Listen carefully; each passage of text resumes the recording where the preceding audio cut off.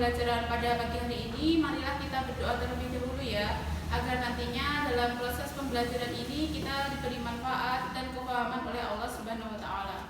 Silahkan ketua kelasnya dipimpin untuk berdoa.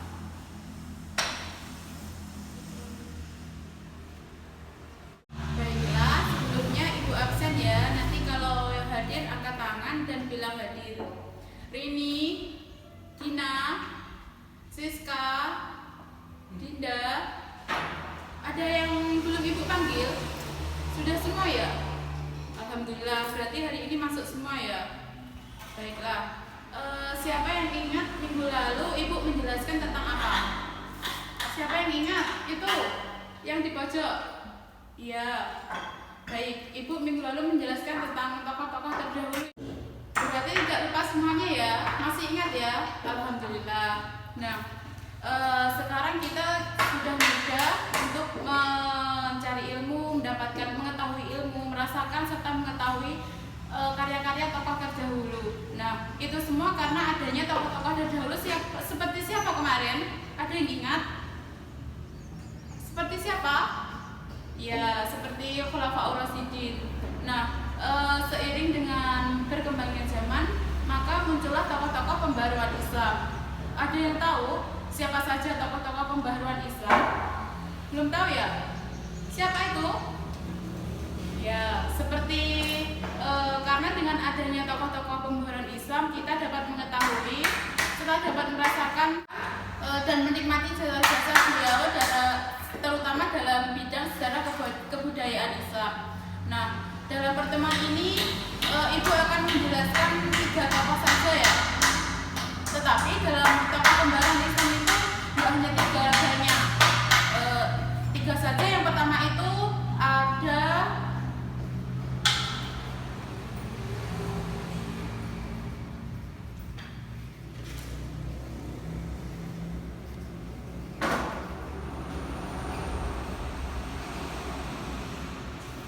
Muhammad Abdul Wahab. Nah, udah tahu belum Muhammad Abdul Wahab itu lahir di mana? Belum pada tahu ya? Baiklah, di sini Ibu akan menjelaskan. Jadi di Arabia itu muncullah suatu aliran yang bernama itu aliran Wahabiyah.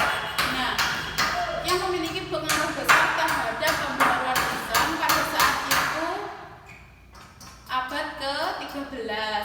Pencetusnya siapa? Ya, ini pencetusnya adalah Muhammad Abdul Wahab yang dilahirkan di Uyainah. Mana itu Uyainah? Ada yang tahu? Belum ya? Uyainah itu Arab Saudi. Nah, pemikiran yang dicetuskan Muhammad bin Abdul Wahab itu pada saat itu yang memiliki bertujuan untuk meninggikan kedudukan umat Islam pada waktu itu. Nah, hal itu timbul bukan sebagai reaksi terhadap politik, tetapi hal itu timbul sebagai reaksi paham tauhid umat Islam pada waktu itu. Terus pemikiran Muhammad bin Abdul Wahab yang mempunyai pengaruh dan pembaharuan abad ke-19 pada waktu itu. Yang pertama itu Muhammad bin Abdul Wahab itu memiliki pemikiran bahwa hanya Al-Quran dan hadislah yang merupakan salah satu sumber ajaran Islam. Jadi seperti para pendapat ulama itu tidak merupakan sumber. Terus ada lagi bahwa Muhammad Abdul Wahab itu berpemikiran taklid kepada ulama itu tidak diperbolehkan. Terus seperti ada lagi pintu ijtihad itu selalu terbuka dan tidak tertutup. Yang kedua itu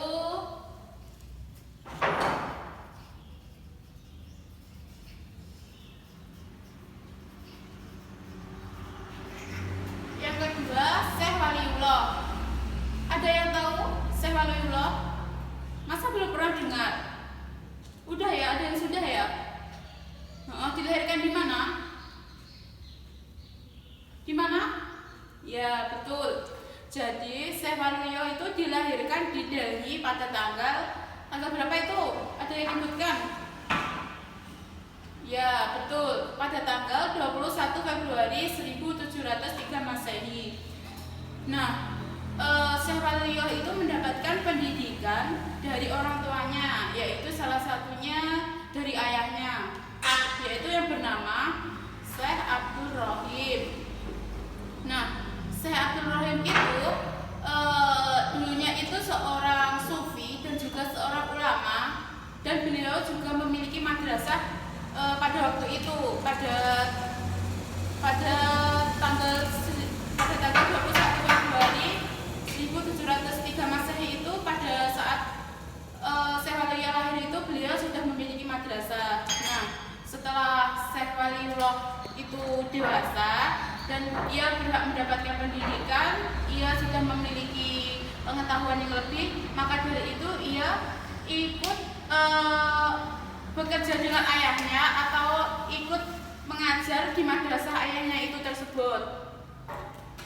Terus selanjutnya selang beberapa waktu Syekh Waliullah itu bingung dan dia itu memiliki keinginan untuk naik haji. Besok itu dia selalu memikirkan itu. Nah, akhirnya dia memiliki keputusan dan naik haji itu selama 1 tahun. Setelah itu dia di sana juga ingin mengembangkan apa yang ia miliki. Dia ingin memiliki pengetahuan yang lebih, pengalaman yang lebih. Maka dari itu dia itu di sana sempat belajar dengan ulama di Mekah dan juga di Madinah. Terus setelah itu ia kembali ke Delhi pada tahun 1732 dan beliau itu meneruskan pekerjaannya dulunya itu sebagai seorang guru atau seorang pengajar di madrasah itu tersebut. Nah, di samping itu Syekh Waliullah itu bingung, ingin seseorang itu mendapatkan pengetahuan dari pemikirannya beliau. Nah, dia berpemikiran juga bahwa dia itu berkata seperti ini, aku ingin seseorang atau manusia itu tidak menganggur, maksudnya itu ingin orang-orang itu tidak bodoh dan ingin memiliki pengetahuan. Maka dari itu ia meneruskan atau meneruskan bakat-bakatnya, menulis karya-karyanya, menulis buku-bukunya, dan juga tidak lupa meninggalkan karya-karyanya seperti buku Hujjatullah Al-Balghah dan Fuyun Al-Haramain. Terus selang beberapa tahun dia itu ingin lagi mengembangkan bakat yang ia miliki dan ia terus-menerus ikut pengetahuan yang lebih dan mencari terus pengetahuan yang lebih, dan akhirnya ia mendapatkan banyak buku-buku yang ia tulis sendiri dan hasil karya yang ia ciptakan sendiri. Terus adapun penyebab yang membawa kepada kelemahan dan kemunduran umat Islam menurut pemikiran Syekh Waliullah ini adalah bahwa terjadi perubahan sistem pemerintahan Islam dari sistem yang pertama itu sistem khalifah menjadi sistem kerajaan. Terus ada juga sistem demokrasi yang ada di dalam kekhalifahan itu diganti dengan sistem monarki absolut. Terus pada saat itu adat istiadat dan ajaran Islam itu masuk ke dalam keyakinan umat Islam itu tidak diperbolehkan, tetapi pemikiran Syekh Waliullah itu ajaran bukan Islam itu masuk ke dalam Islam itu diperbolehkan. Sebelum ibu lanjut ke tawa ketiga, agar kita tetap bersemangat dan tidak mengantuk, kita penyegaran terlebih dahulu ya. Sekarang berdiri, semuanya berdiri. Itu yang di belakang tidur ya, berdiri. Itu berdiri semua. Pokoknya nggak boleh yang ada yang duduk, nggak boleh ada yang jauh-jauh sama temennya. Berdiri semua. Baiklah, sekarang menghadap ke utara. Semua menghadap ke utara. Sudah? Pegang tangan kanan, pegang pundak temennya. Sudah? Tangan kiri juga. Selanjutnya dipijat pundak temennya, dipijat. Gimana rasanya? Enak? Masih Enggak ya? Udah, sekarang lepaskan tangannya tegak. Terus gantian menghadap ke selatan, menghadap ke selatan semua. Ngapain itu yang di belakang? Ya itu ngapain? Nggak boleh duduk. Terus tangan kanan megang seperti tadi, tangan kiri juga. Itu ngapain? Terus dipijit pundaknya temennya, dipijit kayak tadi. Gimana? Makin segar nggak? Tambah segar ya? Alhamdulillah. Masih ngantuk? Enggak? Itu jawab apa? Lapar? Sebentar, nanti sebentar lagi. Istirahat sebentar lagi. Sudah. Lepaskan, terus duduk kembali. Tambah semangat nggak? Tambah semangat ya? Alhamdulillah. Baiklah, alhamdulillah. Kalau sudah segar, semangat lagi ya. Yang ketiga, Ibu menjelaskan tentang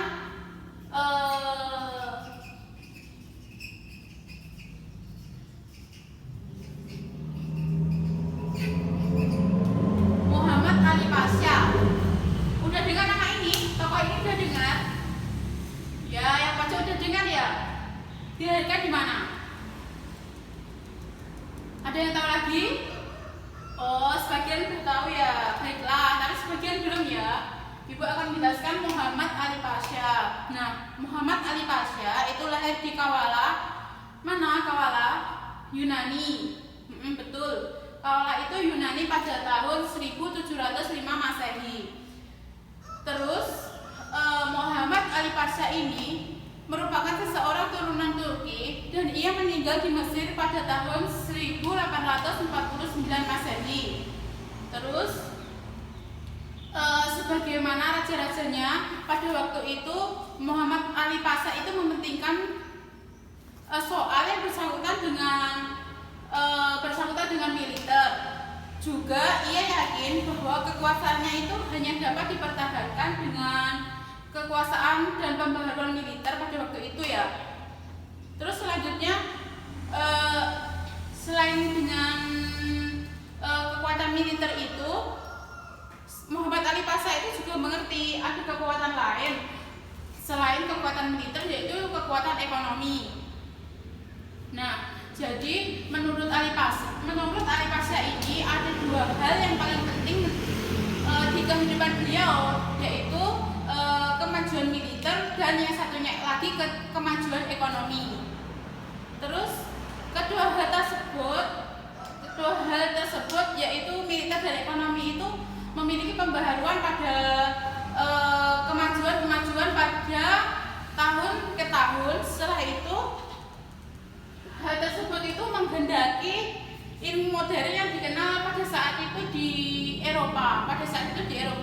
Nah, adapun ide dan gagasan Ali Pasha yang menurut Ali Pasha ini idenya itu suatu kreatif dan inovatif dan menurutnya itu pas di pembaharuan pada waktu itu, yaitu dia itu ingin mendirikan sekolah-sekolah modern dan memasukkan ilmu-ilmu modern serta sains ke dalam suatu kurikulum yang memiliki pembaharuan. Nah, sekolah modern itulah yang dikenal sebagai sekolah yang terkenal di Mesir dan salah satu sekolah modern di Mesir. Nah, tetapi pada saat itu Mesir itu tidak memiliki pendidikan modern, melainkan Mesir itu pada saat itu memiliki pendidikan yang pendidikannya itu masih zaman dahulu, seperti bahasa lainnya itu memiliki pendidikan yang masih tradisional seperti itu. Terus sementara itu Syekh Ali Pasha itu berpemikiran dan dia itu dalam hatinya begini, kok sulit ya ingin memasukkan kurikulum tradisional ke dalam lembaga, ingin memasukkan kurikulum yang modern ke dalam lembaga yang tradisional. Nah, seperti itu. Terus maka dari itu dia itu sudah muak dengan pemikirannya, ingin tidak maju, tetapi dia itu selalu ingin memajukan sekolah modern tersebut. Selanjutnya, dia mendirikan sekolah modern itu di samping madrasah yang dimiliki oleh ayahnya tadi. Adapun hasil karya Muhammad Ali Pasha di Mesir itu yang pertama bahwa melakukan modernisasi Islam dalam menerapkan pendidikan syariah dan pendidikan moral dalam sistem pendidikan itu di Mesir. Terus di dalam memperkuat ekonomi, ia juga membangun perekonomian irigasi dan juga membangun sistem-sistem irigasi. Terus membangun sekolah modern, terus mengirimkan para pelajar di Mesir itu untuk belajar ilmu penerjemah di Eropa. Baik, dari 3 tokoh yang Ibu jelaskan ini tadi, seperti Muhammad Abdul Wahab, Syekh Waliullah, Muhammad Ali Pasha, ini ada yang belum paham apa sudah paham semua? Ibu tunggu 5 menit ya pertanyaannya. Silakan yang mau bertanya boleh. Ya, boleh diskusi, silakan. Yang ingin bertanya angkat tangannya ya dan sebutkan nama, nanti akan Ibu kasih nilai tambahan. 2 orang saja, 1 laki-laki dan 1 perempuan. Kalau ada.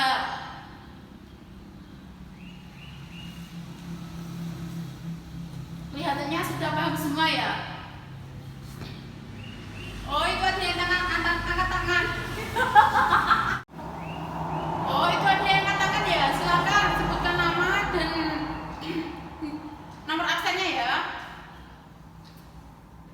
Kenapa kok masih bisik-bisik sama temannya? Ya udah nanya aja. Silakan. Mbak Dini ya. Oh ya, saya tulis dulu. Nomor absen berapa? 22. Dini 22 absennya. Baik, mau tanya apa? Oh, tokoh pembaharan Islam selain 3 tokoh ini tadi, apa ada yang lainnya? Baik, pertanyaannya bagus. Ada tokoh pembaharan, Ibu jawab ya. Ada tokoh pembaharan Islam itu tidak hanya 3 ini. Tidak hanya 3 ini, tetapi dalam pertemuan ini Ibu membahas tentang tokoh 3 ini. Nanti kalau Ibu sebutkan semua, nanti kalian malah bingung, malah nggak jadi paham. Benar? Nah, baik. Jadi Mbak Dini, Ibu jawab minggu depan ya, soalnya selanjutnya itu Ibu akan membahas tokoh keempat, 5, 6 dan selanjutnya itu Ibu akan membahas di pertemuan yang selanjutnya. Baik, terima kasih untuk penanya. Baiklah, silahkan kalian buka halaman 47 untuk terusnya ini ya, ke pertemuan selanjutnya. Silahkan buka dulu. Gak boleh ada yang main sendiri, main apa itu? Dibuka halaman 47. Nah itu kan ada tokoh keempat, 5, 6 dan selanjutnya ya. Dibaca-baca dulu di rumah, nggak boleh cuma dilihat gini-gini tok, nggak boleh ya. Baiklah, terus halaman 54 itu dibuka sekarang. Itu kan ada poin A, B dan C. Udah ketemu semua? Ya udah ya. Nah itu sebagai tugas dari Ibu.